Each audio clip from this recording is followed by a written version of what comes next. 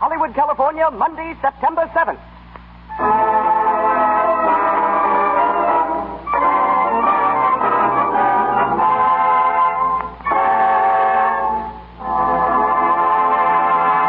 The Lux Radio Theater presents James Cagney in his Zat So with Robert Armstrong and Boots Mallory.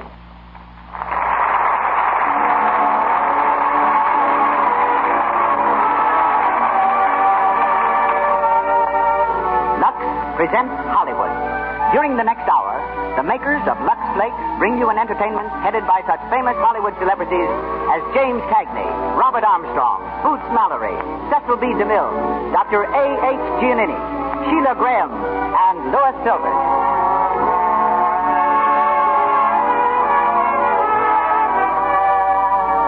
In the motion picture studios are found the greatest collection of costumes in the world, and we know of no higher recommendation for Lux Flakes than the fact that all the leading Hollywood studios protect these wardrobes by washing them in Lux. Order some tomorrow. You will find that stockings and all clothes that are washable last longer and look newer when cared for with these pure, gentle flakes. There's no harmful alkali, no cake soap rubbing, with inexpensive, wonderfully effective Lux Flakes. And now, our producer, ladies and gentlemen, Mr. Cecil B. DeMille.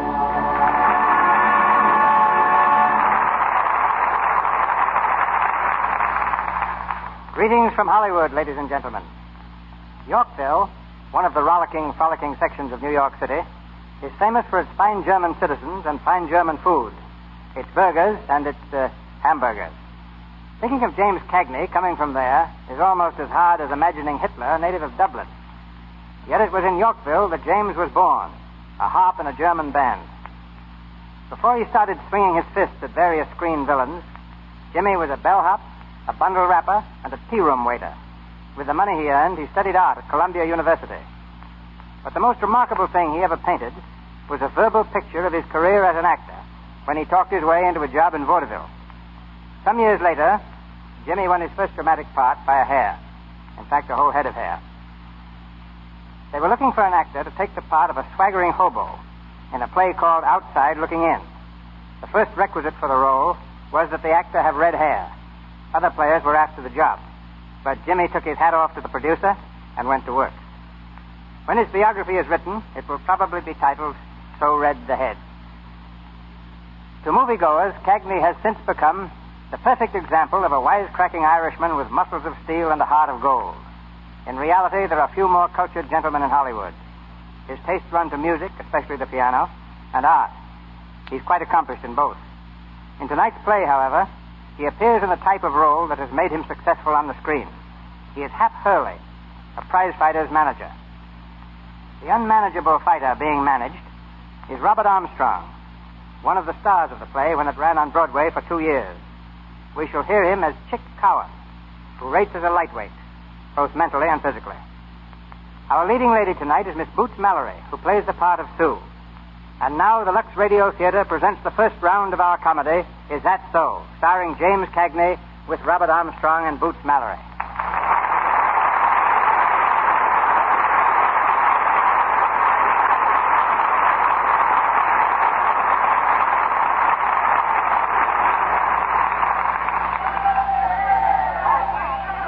We're in the dimly lighted dressing room of the Bronxdale Fight Club in New York City, where we find Hap Hurley and his fighter, Eddie Chick Cowan, the pride of Brooklyn.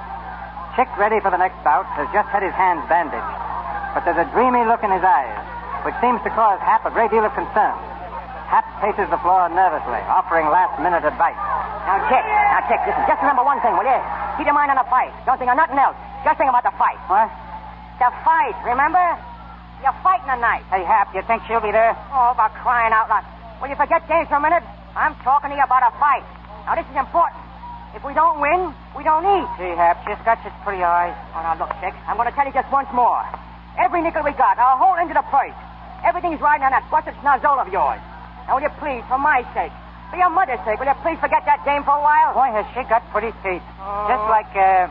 Just like corn on a cob, no kidding. I wish you'd have broken a leg before you went to that Brooklyn yesterday. I wish you had born a hermit. Okay, you guys, you're on next. Okay, we're coming right up. Now, come on, Chick, now look. Just like I was telling telling you. This guy's a sucker for a straight left, see? I wish I knew where she was sitting. I'd like to wave to her. I bet she'd like that. Oh, all right. Don't listen to me. Go ahead and get your head punched off. And then see how much that dame will think of you. Oh, is that so? Yes, that's so. And fight him, won't I? Listen, you get this. Come here. All right, boys. You know the rules. Clean breaks and clean fights. All right, okay, Rep. My boy always fights clean. Hey, Dan, now go back to your corners and come out fighting. Now, come on. Now, sit down. Now, listen. Just remember what I said. When he comes out, Hey! What are you looking around for? Hap, ain't that her sitting over there? Will you stop thinking about that dame? Now, there's the bell. Now, go in there and finish him quick, will you? And don't forget that left, Chick. Chick, get in there, will you? Get in with that left. Get into it. Stop looking around, will you? Chick! Come on, Chick. Get up, will you, kid? You're breaking me heart. Get on your feet, will you? Get on your feet, will you? Shake that noggin. Come on, get up and fight.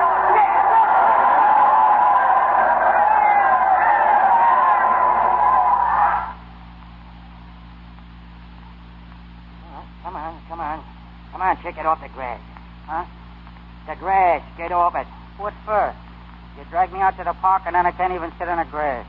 It's wet, you dummy. You want to catch your death of cold? Sit on the bench or I'll poke you one. Is that so? Yes, that's so. Since when was you me, old man? Okay, stay on the grass. Crawl under it if you want to. I should grieve over a rosin bum like you. Bum?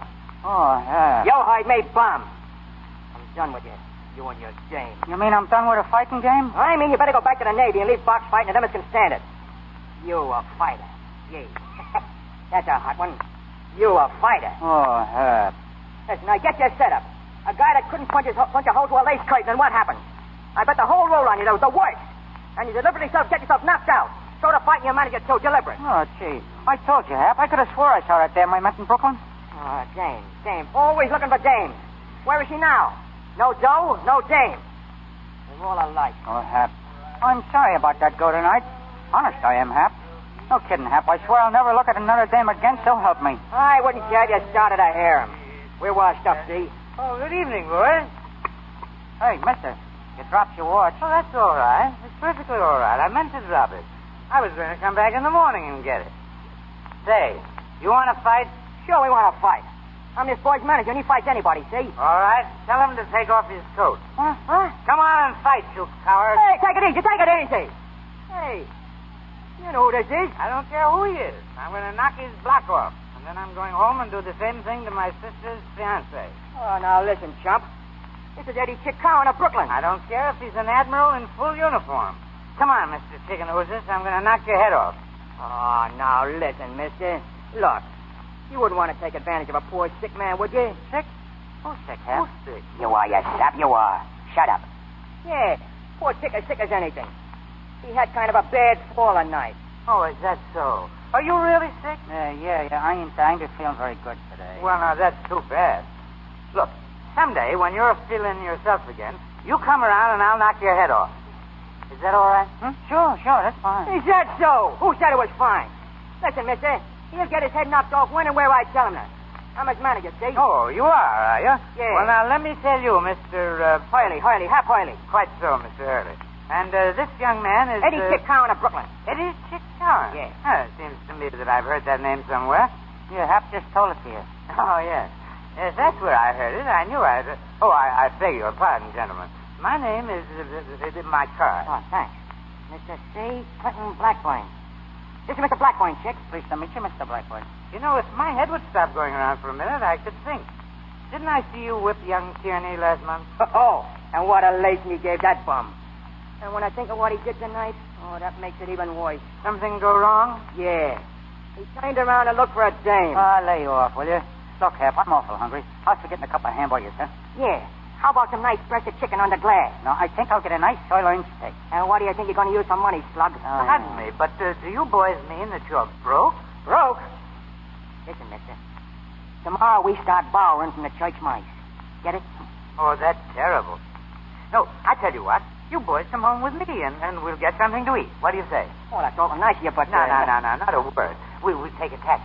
I live way over that way. In Brooklyn? No. Park Avenue isn't in Brooklyn. Swell, huh? I'll get a taxi. Taxi! Hey, Hap, you suppose it's all right? I think this guy is nuts. It's easy, you sap. Didn't I tell you you're stuck with me? You've been living on Park Avenue?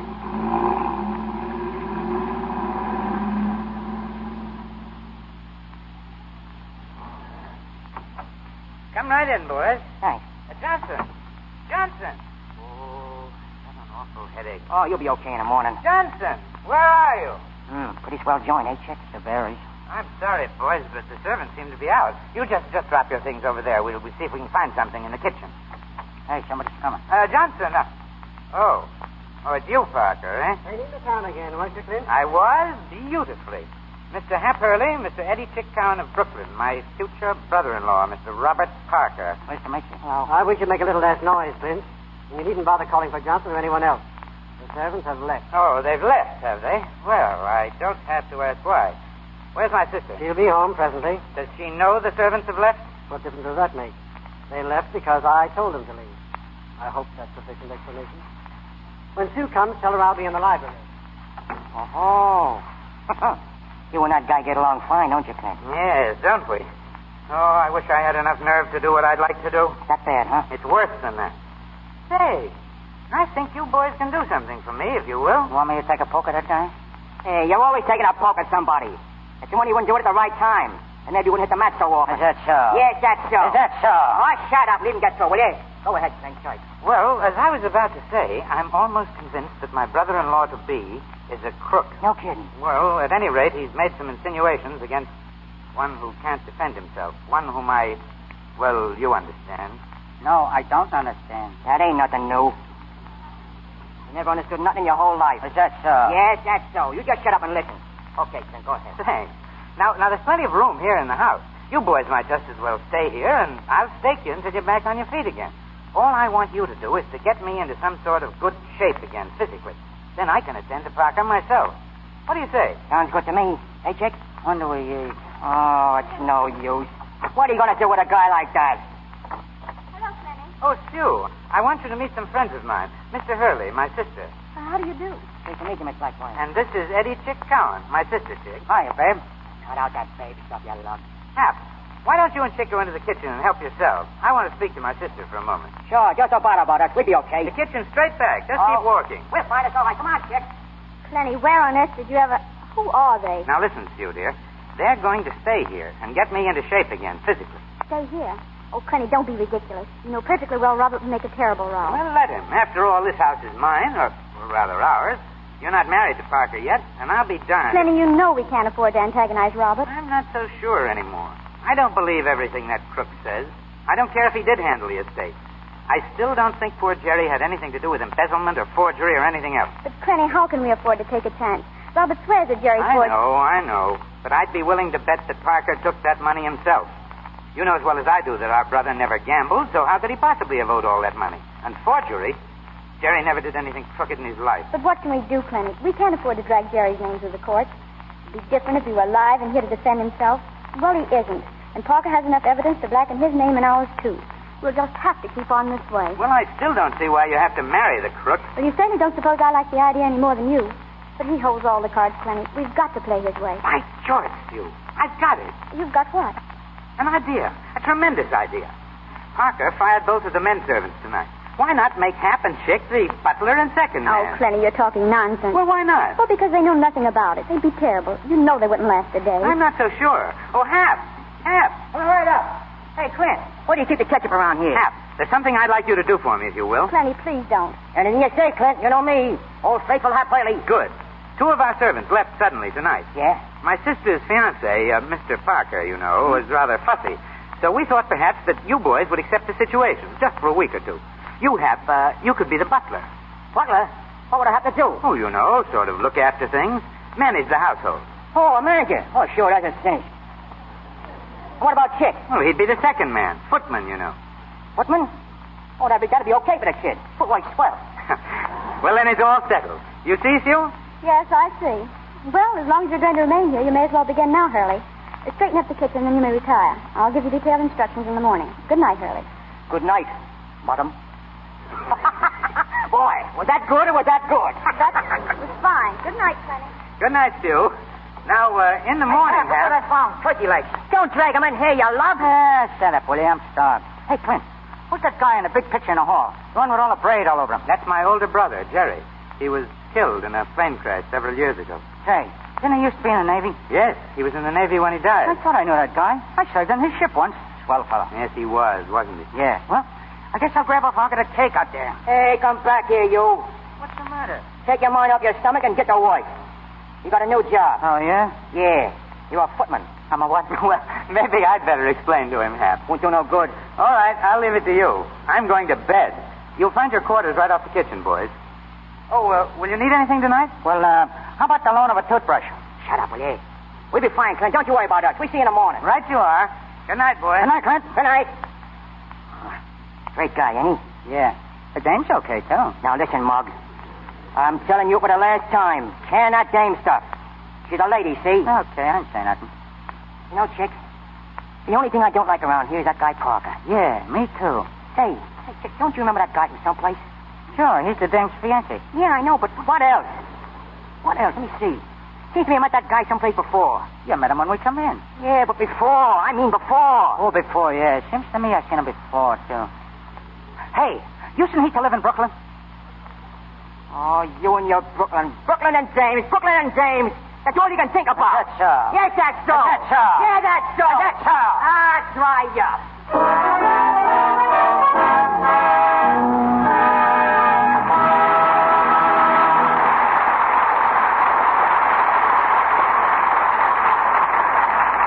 In just a minute, we'll continue our presentation of Zat So. But first, a little domestic drama between the scenes.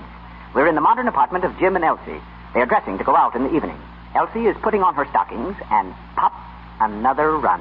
Just listen to Jim. What, again? Oh, say, I'll bet I could cut down on those stocking runs. Oh, yeah? Well, put your man with brain to work.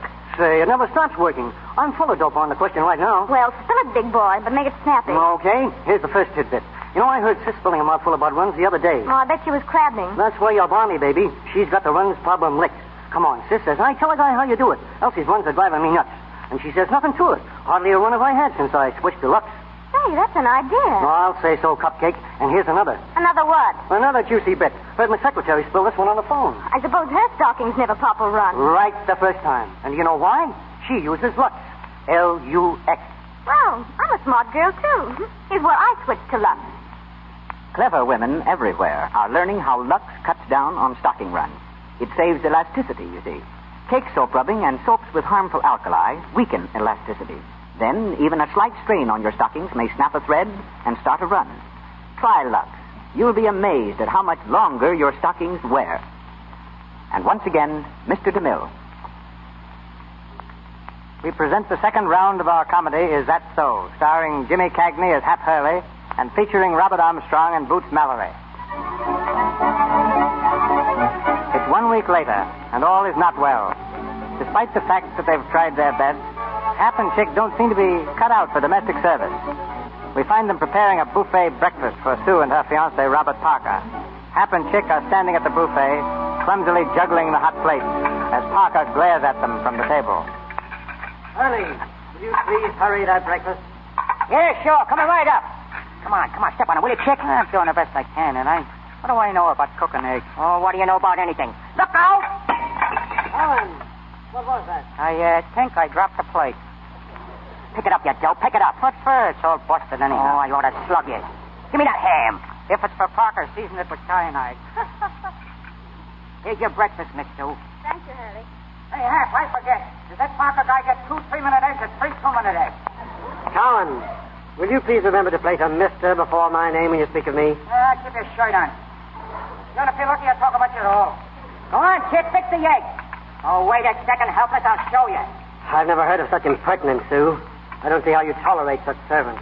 Oh, they're making such a change in Connie. I think we can put up with them for a week or two. Here's your egg. Mr. Parker.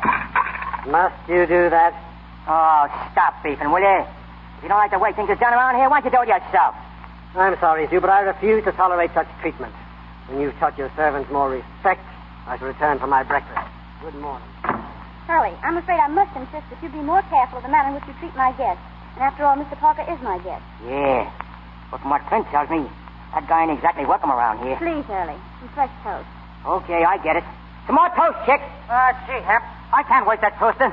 No kidding, I blamed myself 3 times yesterday trying to wake it. Why can't they eat bread plain around here all the time? More toast, more toast, more toast. Okay, useless. Go on up to the gym and tell Clint he can come down for breakfast. I'll make the toast myself. Go on. I don't get no consideration around here at all. Always do this, do that. I'm a sick. Say, Miss Sue, can I speak to you a minute? Why, yes, Hurley. Yeah, that's one of the things that's been bothering me. That's their Hurley business. I don't understand. I mean, you've been teaching me all that etiquette stuff and how to talk and say the right thing and all that, but I've just been wondering, is it etiquette for a dame, I mean a lady, to call a guy, a man, by his last name? To me, it just don't seem right. You mean it doesn't seem right, Hap? Yeah, it doesn't seem right. Sounds sort of cockeyed. Well, it's the custom, Hurley, to call servants by their last names. Yeah, but gee whiz, I ain't no servant, you know that. I'm a fight manager and a good one. I'm only doing this to help Clint out. And you, too. I'll bet I couldn't have stuck it out this long if I hadn't been so keen about you. Clint. We really appreciate it, Hurley, and I'm sure that... Oh, there you go with that Hurley stuff again. Can't you just call me Hap? Well, suppose we compromise. What's your Christian name? I'll call you by that. I'm sure Hap isn't what you were christened. Nah, that's only short for Happy. Well, I'll tell you what I'll do. I'll tell you my right name, and I'll make you a promise. My right name is Alfred, and my middle name is Bertram. And the promise is I'll stock anybody in the nose that calls me Bertram. All right, suppose we settle on Alfred. That's the idea. And I'll call you Sue. Oh, I'm afraid that wouldn't be, well, quite the thing to do. After all, someone might hear you. All right, then. Susan, how's that?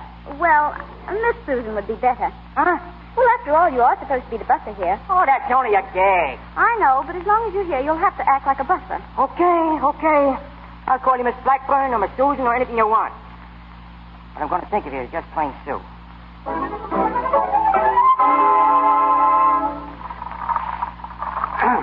All right, Clint. 3 more. 1, 2, 3.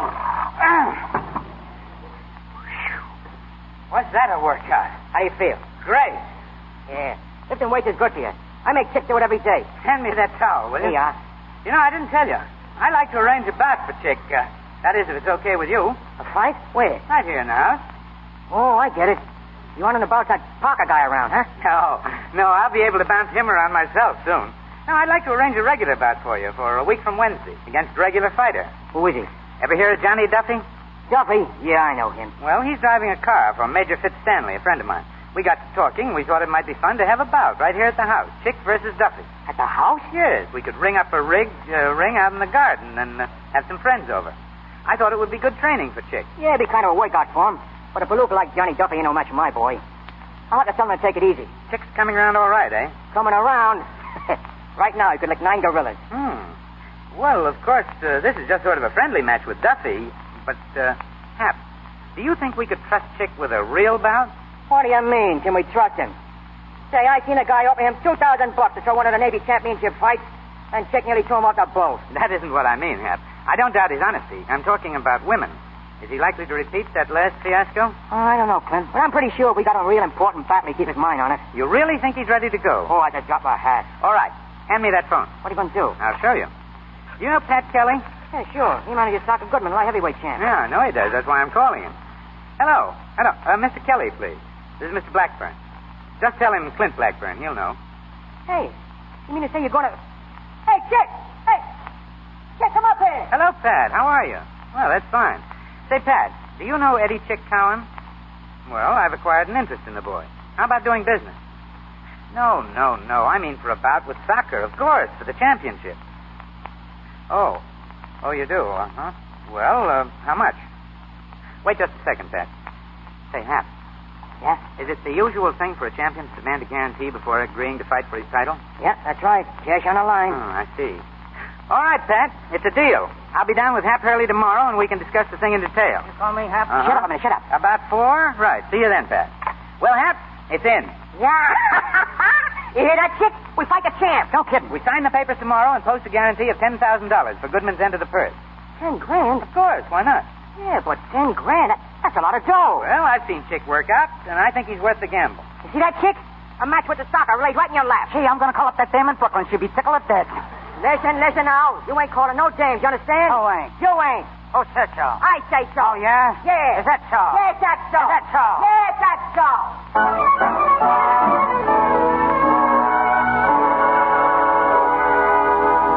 Well, Hap, did you get the ring fixed up? Yeah. It's all set and ready for the slaughter. Chick'll murder that Duffy guy. Fellow, Hap, not guy. All right. But he murder him anyway. You know, I can't get used to that fancy language. I've been doing some heavy wrestling with it, too. Well, you know I don't correct you out of meanness, Hap. It's only that, well, I do want you to improve yourself. Oh, yeah, sure, I know that. Well, after all, you don't want to be a prize fighter's manager all your life, do you? Why not? What's the matter with being a prize fighter's manager? Well, there's no future in it. Future? What do you think, you're ever going to stop fighting? But it's now that you've got to look ahead to what you intend doing. Yeah, that's right. That's something I want to talk to you about. You know, Chick meets the champ in 3 weeks now. You think you'll have a chance? A chance? Listen, he'll put that stalker out like a light. And when he does, well, that's what I want to speak to you about. Well, I'm afraid I don't understand. Well, with Chick the champ, that sort of changed things around, you know what I mean? I'll be in a big dough, and as soon as I get this English gag licked, why, I'll be a couple of different guys, see? Now, what I mean is, you see, I'm no good at this sort of thing. What on earth are you driving at? Well, look, here's how it goes. Win, lose, or draw. We're quitting tonight, me and Chick, right after the duffy scrap. Quitting? But why? Well, we got some heavy training to do, and we can't do it wrestling coffee pots. Now, with me out of here, that means I ain't a servant. And when I ain't a servant, that's a horse in a different garage, see? When I'm a stock peddler's pilot and I'm in a dough, well, then, how about it? Do you realize, Hap, that you haven't said one thing yet that makes any sense? Yeah, I guess not. Well, it's only this, Miss Sue. All my life I've been hating women. I've been steering Chick away from them. I've been giving them the cold shoulder myself. Oh, they was bad medicine. Anyway, that's what I thought. But I was wrong, see? I was 100% wrong. Well, here we go. I'm crazy about you, Miss Sue. Why, Hap? Oh, I've been crazy about you since the first time I laid my eyes on you. I know I ain't good enough for you, I know that, but then nobody is. Nobody or nothing. Well, I hardly know what to say. Well, I'll do anything for you, Miss Sue. I'd even stop picking on Chick. Oh, I ain't no good at telling things like this. There's a lot of guys got more brains than I got, and more dough, and better looks and all that. But there ain't nobody in the world could think more of you than I do. I'm terribly sorry you feel that way, Hap. Why? Is there no chance for me? Well, how can there be? Why, we live in different worlds. It's just impossible, Hap. Well, why is it impossible? What makes it impossible? Oh, hundreds of things. Family, position. Family? Huh. What's the matter with my family? I go with the nicest family you've ever seen. I'm Irish, see? Straight through I'm Irish. And I got the blood of kings in me. Back in Ireland, my family was the top. From way back. And all we ain't got now is money. You make it so terribly difficult, Hap. Is that all you got to say? Make it difficult? Well, what can I say? Okay. I get it. Oh, I don't know where I ever got the idea I stood a chance with a gal like you anyway. Must have been off me nuts. Oh, please don't feel that way about it, Hap. I like you. I like you a lot. Really, I do. It's just that... Oh, well, sure, I know. Well, don't let her worry you. We just forget the whole business. Hap, come back. Oh, skip it, Sue. Hap, listen.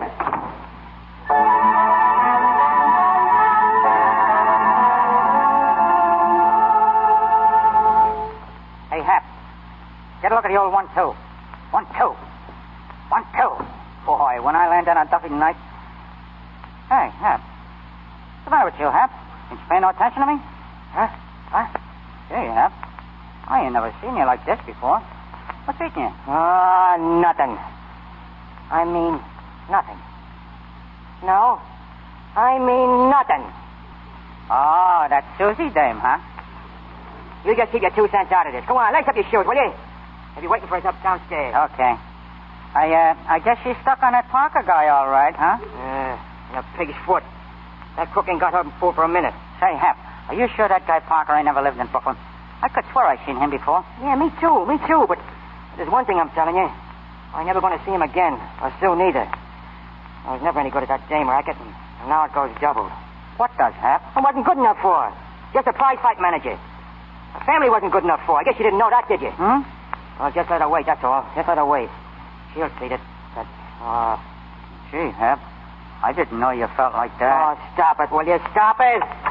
Ready, boys? Yeah, in a second, Clint. Fine. We're all set outside. Make it as fast as you can. Sid. I think, Sid. It's all set, Sid. Chick's coming down now. Is your boy ready? Oh, quite. But I see about that little bet of ours. Still on, right? Right. Did I hear you say something about a bet, Fitz? Oh, hello, Parker.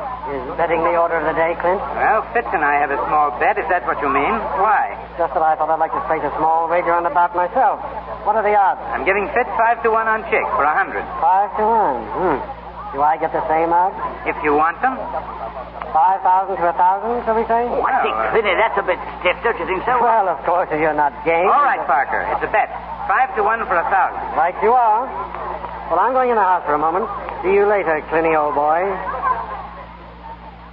Duffy, Yeah? You want to see me, Mr. Parker? come in the library a moment. Sure. Well, Duffy, I've got odds of 5 to 1 on you tonight. How do you feel about the fight? okay. But this guy Cowling ain't no pushover. Listen, Duffy, you've got to win. Go into a clinch out there and make Cowan listen to reason. Huh? There's $1,000 in it for each of you if he'll lay down and let you win. $1,000? Well, gee, Mr. Parker, I'll try. But all I can promise you is I'll probably get a sock in the nose for talking out of turn. All right, get out there. Okay. Feeling okay, Chick? Sure, I'm swell. All right. But remember this. There's a lot of dames here tonight. If you turn around to look at one of them, I'll lay you out cold. Remember what happened to you once before for turning around? Don't worry about me. It's in the bag. Ladies and gentlemen. Oh, I say quiet, please. Please, quiet, everybody. Well, here we are gathered here this evening to learn the relative merits of two stalwart pugilists. My chauffeur, Duffy, and Clinty Blackman's footman, Chick Coward. In that corner, ladies and gentlemen, is Mr. Duffy, who weighs something in the neighborhood of, I think, 175 pounds. Thanks. Thanks very much. And in the other corner, scowling furiously for no earthly reason at all, is the other sportsman, Clinty's footman, Chick Coward. He weighs roughly the same as Duffy, but you can see he's not nearly as well constructed. Right-ho, let's get over the old hostilities. Are you ready, boys? Sure. Right-ho, Clinty. Hey, Chick. Lay off the chatter and fight, Duffy. Now, listen. Listen a second, will you, Chick? Let me think a second, will you? I ain't gonna do no carrying, see? You're going out just as quick as I can put you out. Now, wait a minute, wise guy, will you? There's that brand in it for you. Let me win a decision, see? There is, huh? Hey, listen, Chick. You don't have to get sore about it, see? Oh, I don't, huh? Listen, I was only doing what Parker told me to do, see? Parker told you to tell me that, huh? Yeah, Parker. I got it. Hey, Hap! Don't turn around yet, Scrap! This is marvelous. 1, 2, 3, 4, 5, 6, 7, 8, 9, 10, and out. The winner, Duffy. Splendid fella.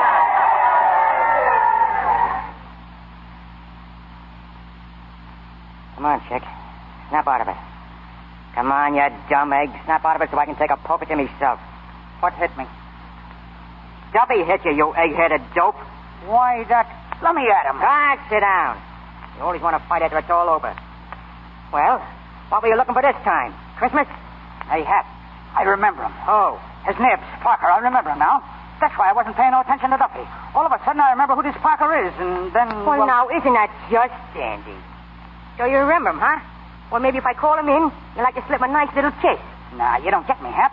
Parker. We've been trying to figure him out all this time. Well, listen, he's the guy that tried to slip me $2,000 for throwing the Navy championship fight. What? He is, I tell you. He just tried to do the same thing tonight. Duffy told me. Well, then that makes him the guy who was kicked out of the Navy on that forgery rap. Sure, Parker. Holy smoke, that's who it is, huh? Oh, boy, this is terrific. Clint'll be tickled, huh? Oh, he's just about shit us all around for luck. Oh, boy, so he was the guy in San Pedro, huh? Sure, it was Parker, all right. And he offered me $2,000 to fold up. Kid, you're okay. Oh, Mom, I could do a little dance for that news. Boy, you're a wonder. Yes, it was very clever of both of you. Oh, say, Clint, we were just talking about you. I know. I admire your cleverness. In fact, you're too clever to be wasting your time here. But, Clint, Chick just told me Yes, that... I heard. And as soon as both of you can dress for the street, please go. Throwing me down for a few measly dollars. Hey, wait a minute, Clint. You got this all Oh, wrong. for your own sake, you ought to listen, Clint. Chick just remembered the way... There's really no discussion necessary. If you leave an address, I'll send your wages to you. And the fight with the champ? Let you off? Unless you can find another idiot to post a guarantee of $10,000. Okay. Come on, Chick. Let's get going. But I don't want to go letting Clint think that way. Oh, come on. He knows what he's doing. The Blackburns always know what they're doing. Wait a minute, Hap. Here's Sue. She'll fix it for us. Where are you boys going? Listen, Sue. You tell Clint for us, will you? Make him listen. Oh, come on, Chick. It ain't no use. She ain't gonna do no listening neither. What is it, Clenny? What's wrong? Parker bribed Chick to throw the fight. I don't believe it. I can't doubt my own eyes and ears. I heard Chick telling Hap he was offered money to throw the fight. Then they danced around like a couple of lunatics. I saw them. I heard them. I still don't believe it, Clenny. I'm sure there's some mistake.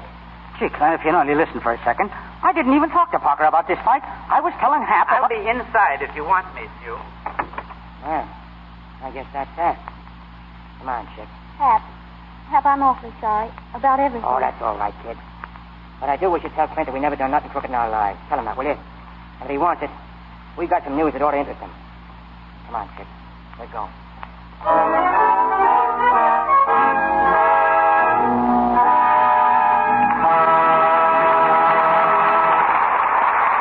We pause for station identification. This is the Columbia Broadcasting System.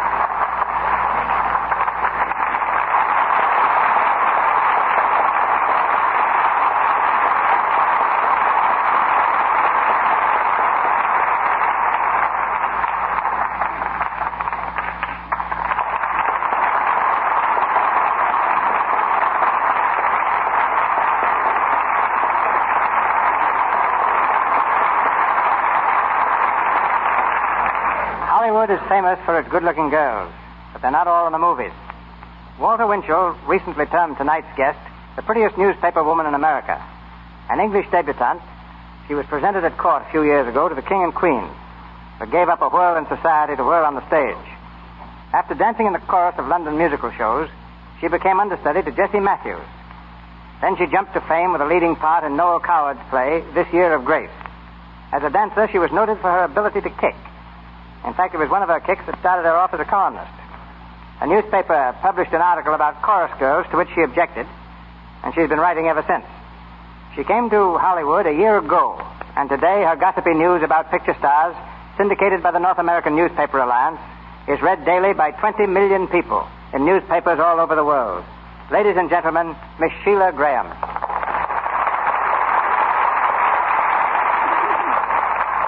A very nice introduction, Mr. DeMille. After all, Sheila, you have 20 million readers. What would you like me to speak about? Your job? Nothing about luck? Well, luck speaks for itself. I wish more stars spoke for themselves. For example, Jean Arthur, star of your new picture, is extremely shy. She sincerely believes she has nothing of interest to tell a reporter. Silence is golden. But not on the radio. You'd be in a spot if I followed that advice right now. Then let's discuss talking stars. Or shooting stars, like Gary Cooper. I saw him on your set yesterday, doing some fancy work with a six-shooter. Incidentally, he's the only star I've seen in Hollywood who's even better looking off the screen than on. Is that so? I've never regretted giving up acting and running my career into a newspaper column. To me, reporting is much more exciting. Still, I can't forget my chorus girl days abroad. In every studio I visit here, I bump into Lux Flakes in the wardrobe department, just as I found it backstage in England. In that respect, they're just as advanced as Hollywood. But that's not new, Sheila. Can't you give us some facts that aren't so well known? All right, here goes. One of the biggest money makers on the screen is the radio star, Bob Burns. But Bob still drives a $25 automobile. He's convinced his success is just a dream, and that any minute he's going to wake up. Maybe that noise we've been hearing isn't a bazooka after all. Perhaps it's just his snoring. Perhaps. But the champion sleeper in Hollywood is Ned Sparks. Ned can take a nap any time and any place. Merle Oberon has a most considerate figure. She eats anything and never puts on an excess ounce. Eating is probably Louise Reiner's favorite habit. She loves to visit friends' iceboxes. So does Fred McMurray. Incidentally, Simone, the new French star, also has her weighty problem, but has shed 10 pounds since coming to Hollywood. Paul Muni tells me he's anxious to leave pictures and get back to the stage. Paul, by the way, has a curious habit of lying down on the floor when he's eating or being interviewed. Ronald Colman will do anything to prevent his picture being taken, but is the only male star who doesn't powder his nose for photographic purposes. Your star tonight, James Cagney, just told me that women can take a sock on the nose, in pictures, that is, much better than men. Claudette Colbert is the most superstitious star I know of. She always leaves the building by the same door she entered it, for good luck. Leslie Howard seldom looks at the person to whom he's talking. He prefers to play with his pipe or the heel of his shoe. And as for me, Mr. DeMille, I much prefer to play with a typewriter than a microphone. But before leaving, I'd like to ask one question. And that is? Is it true the fan mail for this program is sometimes addressed to Cecil B. Deluxe? Is it true that you're going to publish a book of witticisms like that last one, known as Graham Crackers? Ouch. I think I've said enough. Good night. Good night.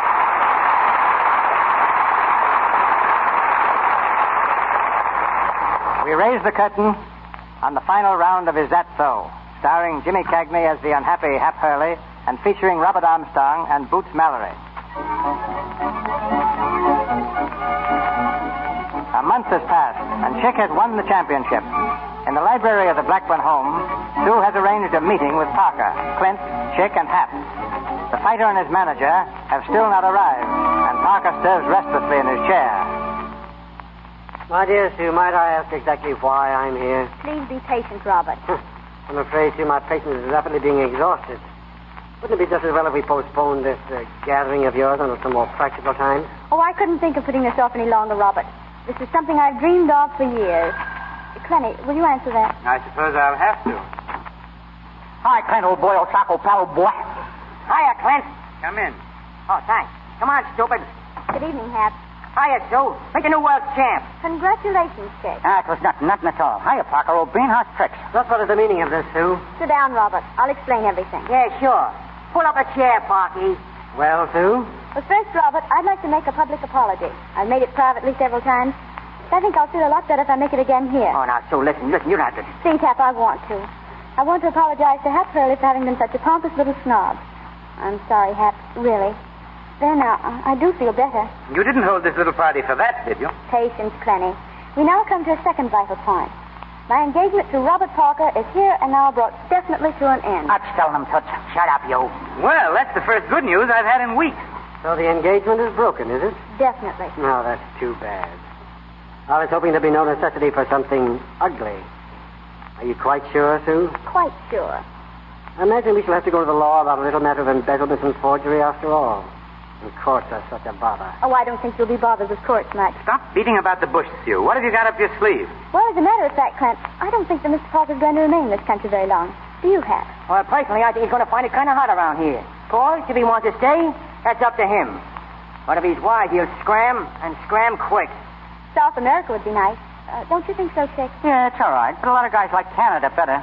Pardon me, Sue, but aren't you a little premature about my plans? You're forgetting about your brother.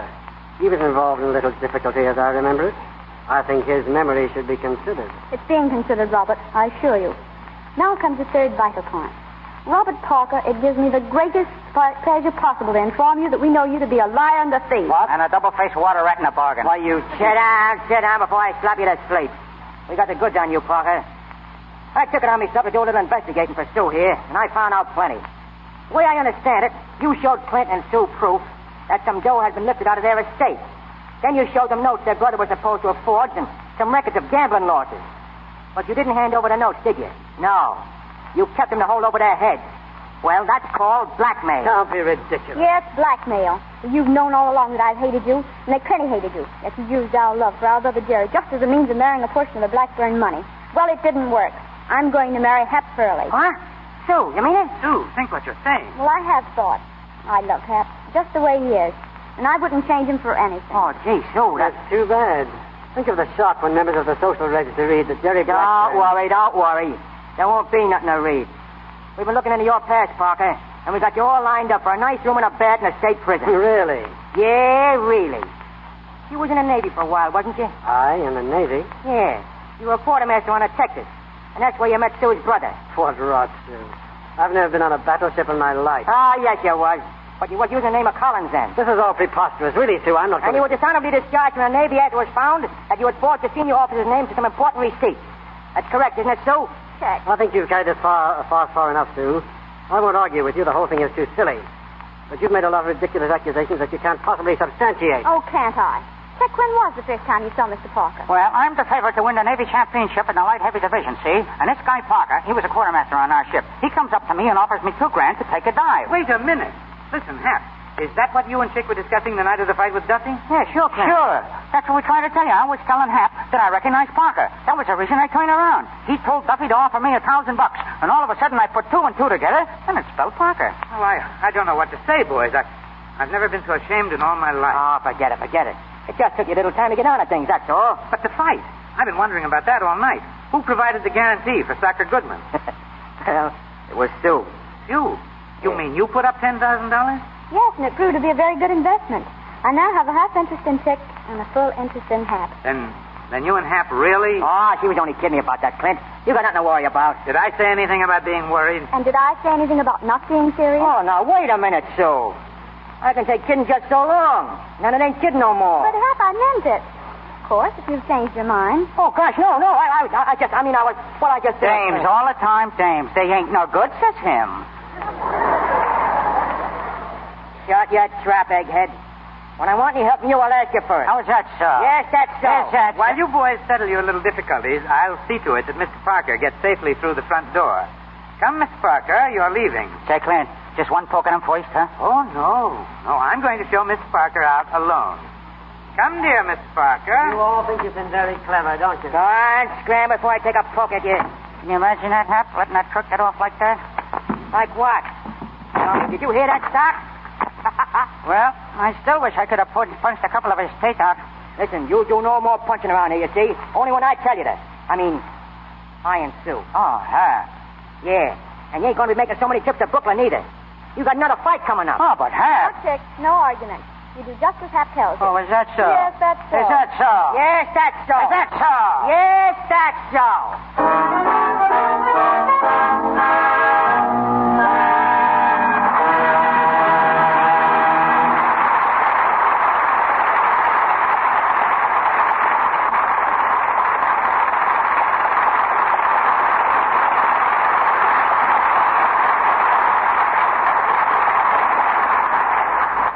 Tonight's star, James Cagney, returns to the microphone shortly. Though you have never seen him on the screen, though he is never credited with a single film, no man exercises more significant influence in Hollywood than Dr. A.H. Giannini, banker to the motion picture industry.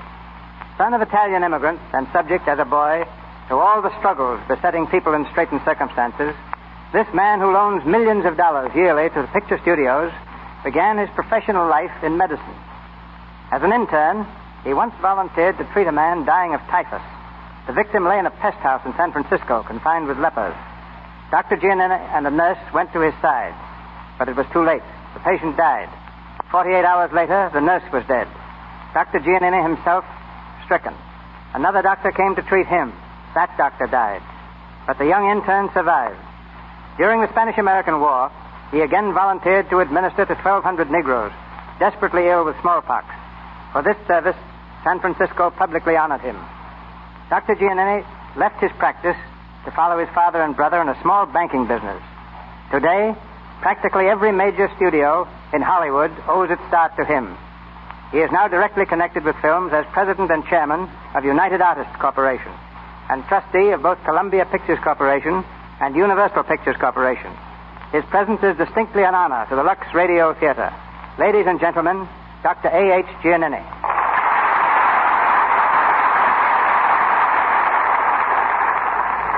Thank you, Mr. DeMille. It's a pleasure to appear in the Lux Radio Theater. The importance of the motion picture industry in the world today is second to none.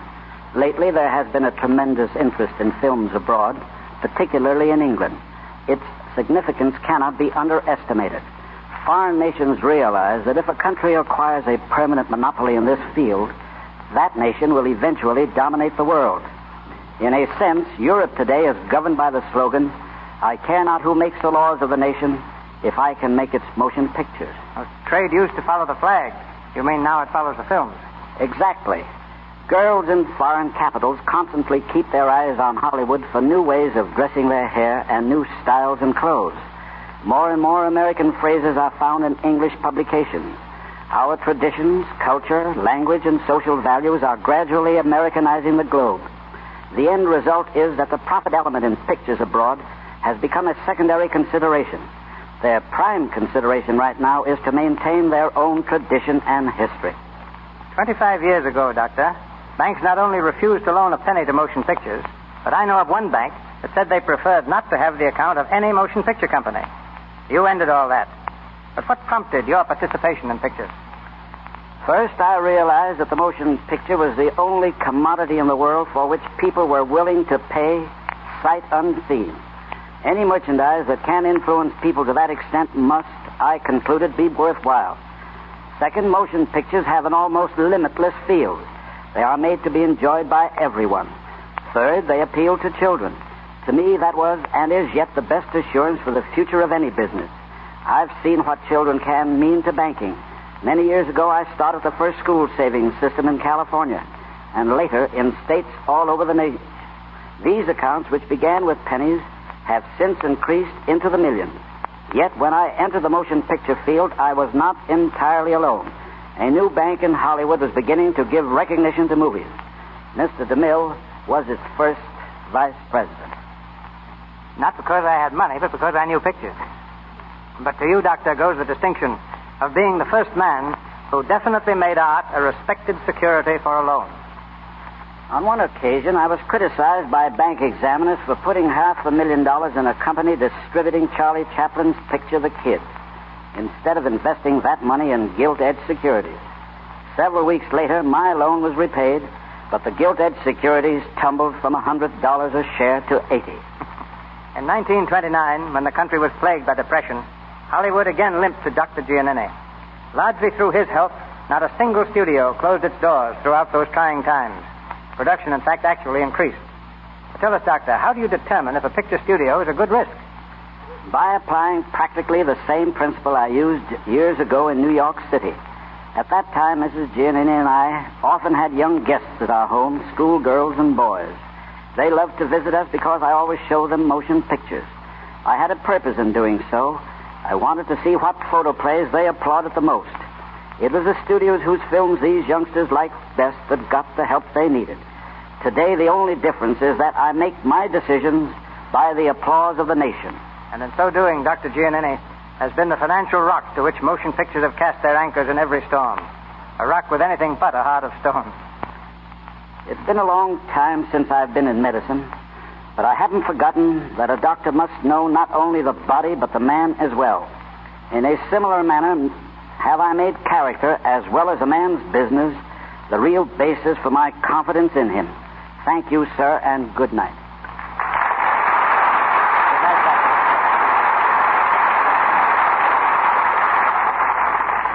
This fall, you will see James Cagney in a new film released by a new studio. The picture is titled Great Guy and is being produced now at Grand National Studios. As Jimmy comes to the microphone, I know you all join me in wishing him and Grand National all the success in the world.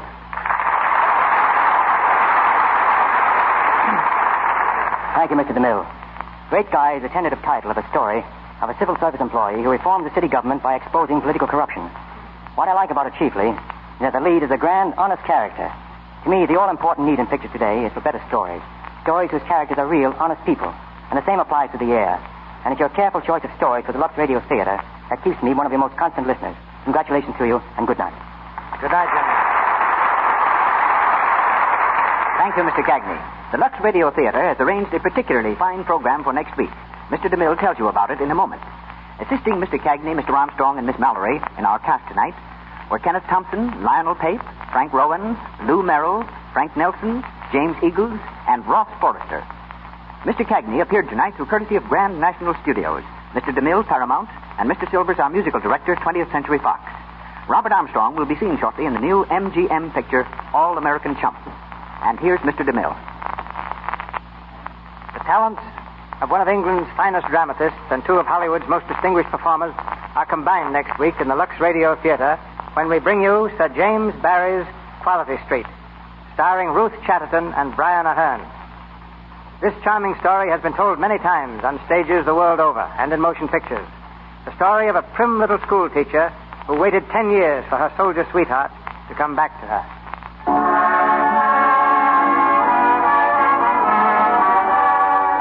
Our sponsors, the makers of Lux Flakes, together with Miss Chatterton and Mr. Aherne, join me in inviting you to be with us next Monday night in the Lux Radio Theater presentation of Quality Street.